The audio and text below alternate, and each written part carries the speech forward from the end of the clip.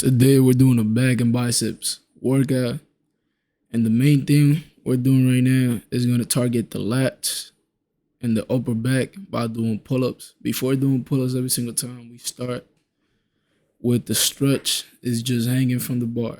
That's it, just hanging. It's one of the best stretch to warm up the back, your lats, your forearms, and it gets everything right that you need to get before starting the workout, especially the grip. That's one thing you need the most before starting doing pull-ups. One thing that you got to think about is you got to look at the way you want to train your back when doing calisthenics. There's a lot of ways you could really improve your back. It could be just by doing push-ups, pull-ups. It really depends on your level that you're really doing the exercise or performing. One thing you can actually do if you can't do a single pull-up, you can start trying to get your push-ups up. That's one thing you could do. Try to get your push-ups up and everything, like your abs, your core. Try to get more strength by just hanging. That's why I just brought it up one more time. Hanging is one of the best preparations before doing your first pull-up because it actually forces you to just hang on the bar. It gives you grip. Right now I'm just doing sets of 10. And that last was kind of like a bad form. Don't mind that. In reality, the actual pull is not supposed to be like that. But I set a goal to do 10 every single set. So that's what I set out to do, right? One thing you always got to keep in mind is that when you're doing pull-ups, there's a difference between pull-ups and chin-ups. And when you're performing a pull-up, you put in your arms wide. Wide. Bigger than shoulder width apart, as you can see as I'm performing in the video. You put your arms like that.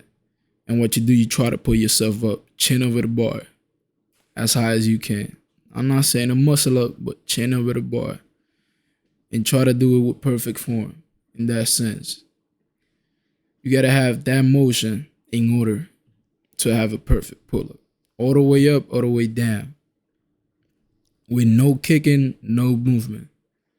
I kick from time to time. I get too sore or something like that, and I try to over push myself. Sometimes you could do that, but I don't recommend it. You make more progress by actually just performing the actual rep the real way it's supposed to be. So right now we're performing, this is called the chin up. Yeah, that's how y'all know it as. The chin up, it's just simple, just like the pull up. But now you're using your biceps and your upper back.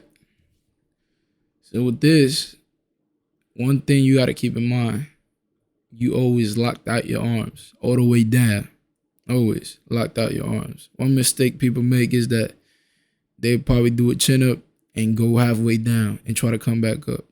In reality, that could work too, but it's not going to give you the full effect in your biceps. So what you do, you basically just hang on the bar.